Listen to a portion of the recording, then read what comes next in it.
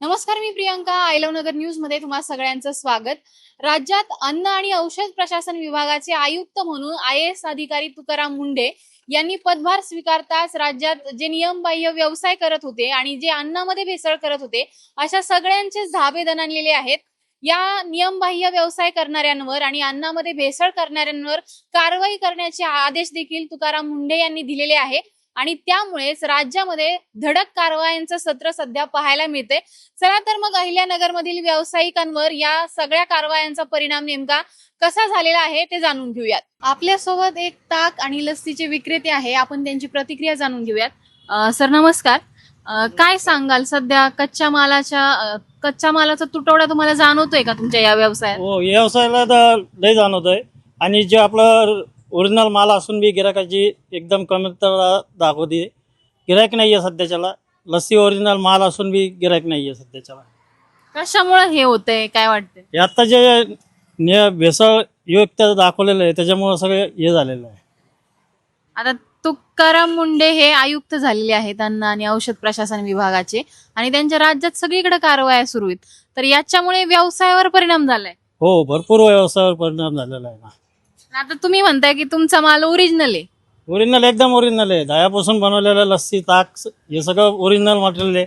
आपली चेकिंग बी झालेली आहे, आपल्याला याच्यावर लायसन बी भेटलेलं आहे, याचं सगळं आहे आपल्याकडे. तरी बी गिरायकाची एकदम कमी हे झालेली आहे. म्हणजे कुठेतरी ग्राहकांच्या मनात एक धाक तयार झालाय, भीती पण हे झालेली आहे. गिरायकांच्या मनात भीती आलेली आहे. अन्न आणि औषध प्रशासन विभागाचे आयुक्त तुकाराम मुंढे झालेले आहेत, राज्यभर त्यांच्या कारवाया सुरू आहेत, तर याच्यामुळे काही ग्राहकांवर किंवा व्यवसायावर काही परिणाम होताना पाहायला मिळतोय का?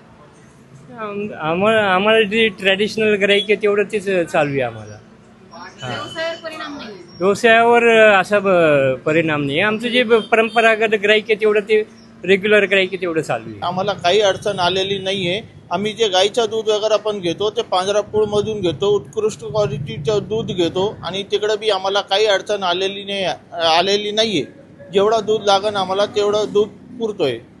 आता तुकाराम मुंढे अन्न आणि औषध प्रशासनाचे आयुक्त झालेले आहेत, राज्यभर त्यांच्या या धडक कारवाया सुरू आहेत, तर या कारवाईनंतर व्यवसायावर काही परिणाम होताना तुम्हाला तुमच्या व्यवसायावर किंवा बाहेर कुठं पाहायला मिळतंय का? मॅडम, बाहेरचं तर सांगता येत नाही, पण आमचे जे कस्टमर आहेत ते आमचे फिक्स्ड कस्टमर आहेत, ज्यांना ते आपल्यावर ट्रस्ट आहे, ते ट्रस्टवर ते कायम आहेत. आता तुमचा चहाचा व्यवसाय आहे, त्याच्यासाठी लागणारं जे दूध असेल याच्यावर काही परिणाम झालेला पाहायला मिळतोय सध्या बाजारात. आता आम्ही मागील 5 वर्षापासून चहाचा व्यवसाय करतो, तर आमचे जेवढं आम्हाला दूध लागतं तेवढं आमचं दूधवाले देतो. परंतु नवीन जे काही आले त्यांना खूप परिणाम जाणून राहिलो. त्यांना दुधाचं प्रमाण आता कमी झालं, त्याच्यामुळं दूध पाहिजे तेवढं भेटत नाही. तर दुकानं आता लवकर बंद आहे, काही दुकानं बंद झालेली आहेत. आता तुकाराम मुंढे हे अन्न आणि औषध प्रशासनाचे आयुक्त झालेले आहेत, तर त्यांच्या कारवाईमुळे हा परिणाम आहे असं वाटते. त्यांच्या कारवाईमुळेच बाजारात हे परिणाम दिसू राहिलं. तर आताच आपण काही व्यावसायिकांच्या प्रतिक्रिया जाणून घेतलेल्या आहेत. या प्रतिक्रिया जाणून घेत असताना तुकाराम मुंढे यांच्या सध्या ज्या कारवाई सुरू आहेत त्या कारवाईमुळे, अन्न आणि औषध प्रशासनाच्या या कारवाईमुळे या सगळ्या व्यवसायांवर देखील परिणाम होताना पाहायला मिळतोय आणि याचाच परिणाम ग्राहकांच्या खरेदीवर सुद्धा होताना पाहायला मिळतोय.